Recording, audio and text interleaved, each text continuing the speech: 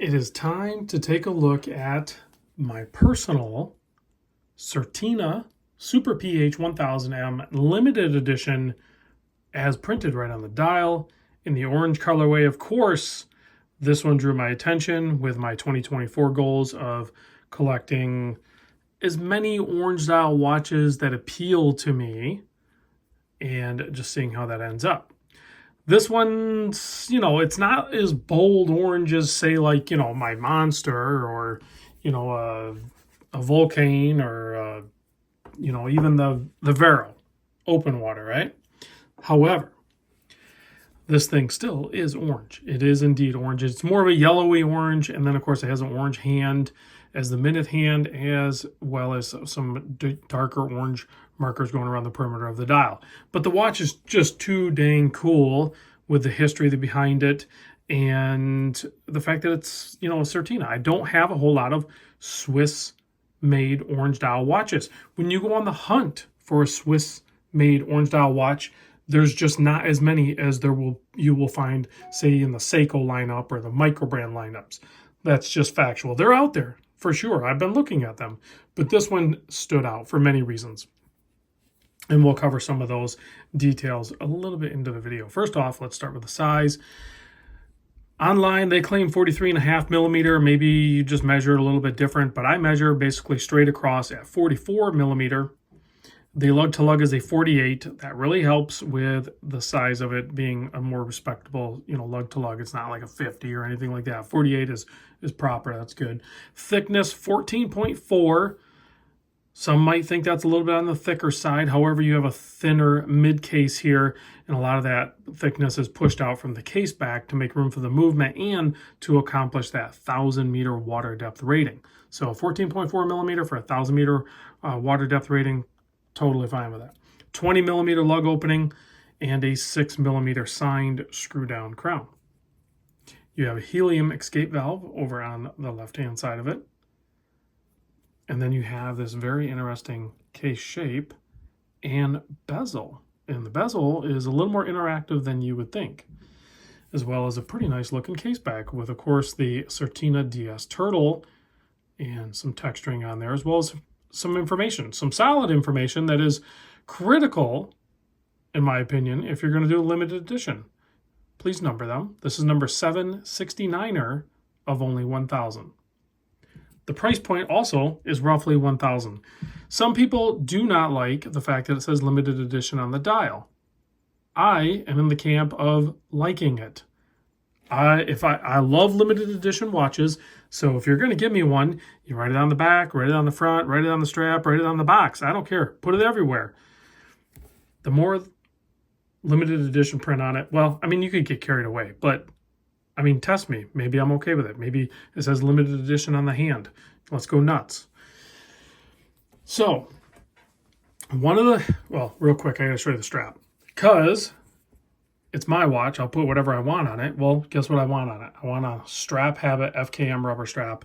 I'll put a link down below to where I bought the watch. I actually bought it off Teddy Baldessar because it was one of the few people that had it in stock. I don't know if there's any left, but I'll put a link to his website. I have no affiliation with Teddy Baldessar, although I will say it was a very smooth and pleasant transaction. A lot of follow-up, and I got the watch quick, so no complaints at all. Quite the opposite. Actually, I would recommend purchasing a watch there if you're looking at them. This is the strap that it comes with. The reason I took it off is just because I prefer that smooth FKM rubber on there from Strap Habit. There's really nothing wrong with this strap. When I first opened up the box, I was like, this is going to be stiff, and it's not. It's actually pretty pliable. It is a rubber strap. You can see I did wear it a little bit, but it is actually really comfortable. There's literally no problem with the factory strap, and it flares out to meet the case a little bit. So some might prefer it on the factory strap. However, it's my watch, so it gets a Strap Habit. That's just the way that works. Real quick, I want to show you the bezel because I don't want to forget that part. While we're doing that, we're going to quickly talk about some of the heritage of maybe not this exact watch, but to operate the bezel, there's plenty of grip. However, you're not going to be able to move it unless you push down. So, and it's a 60 click, and you do have to push down. You have to push down, you know, a decent amount to free up that mechanism, and then you can rotate it. So there you go. Are you going to bump it on accident? You would have to push down and bump it. So legitimate dive watch, keeping legitimate dive times with no compromise to your safety of your dive timing. So there's a reason why dive bezels only go in one direction, because it will reduce your time. But when you're diving, I've never done it, I don't really plan to, but you don't want your time reduced. You want to keep it accurate and maintain that so you can have as long as dive as possible. This one's going to be able to accomplish that. So now the history on this watch. Part of the reason I love it is because it is a true throwback to the 1970s. From my understanding, this watch was created or in production from Certina from 1970 to 1975. So those are, I don't want to, well, whatever. It is what it is. I was born in 1975. So that's pretty cool to me. It's not a birth year watch, but I'm not a birth year watch kind of guy. However, if you can give me a watch that is paying tribute to a watch that was built in 1975, but using modern materials and an orange dial, then yeah, you have my interest. And that's what they've done here. This was also, according to Certina, which there is some argument to say that it wasn't the PH1000, it was the PH500 that actually was part of the experiment. But there was an experiment that was conducted on February 15th of 1969, and it ran for 60 days. And it was called the Tektite experiment. And it was near the Virgin Islands. It was 4 aquanauts placed in a living environment 15 meters below the surface. So not extremely deep, but much like they were, you know, back in the day, nearly the same era, they were working on experiments with, you know, astronauts in space and the effects on them, and they bring them back and they would do all these different experiments to see what it did to the human body and to the mind, to the psychological effects. So they did that for these 4 aquanauts, and I didn't read how it all turned out, but I'm guessing it was okay because they published it. So pretty cool experiment that they did back in the day.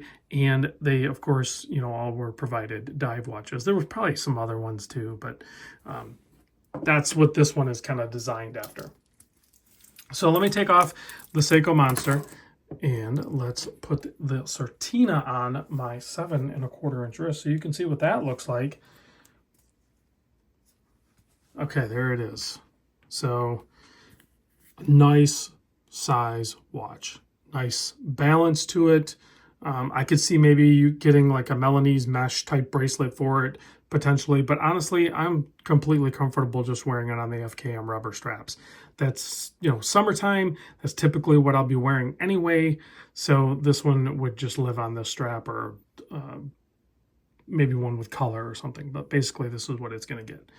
So the movement inside, of course, it's Certina. It's part of Swatch Group. It's going to have an ETA in it.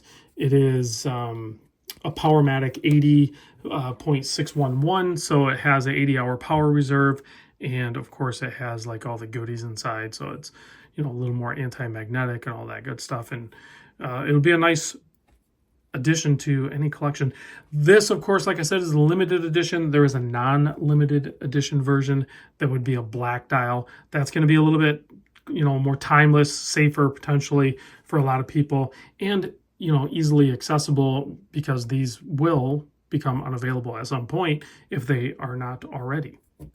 Now, I don't have my UV light down here. I must have left it somewhere else, but the studio lights do a pretty good job of charging up the Super Luminova on these watches already. So let's turn off the studio lights and check out how well the Lume performs. So there you go. There's a quick look at the Lume. It's not bonkers. It's not like Seiko Bright or anything like that. But it's plenty adequate, and you know, you wouldn't feel like you were shortchanged in the Lume department if you picked up this watch. Thanks for watching, guys, and I'll catch you on the next video.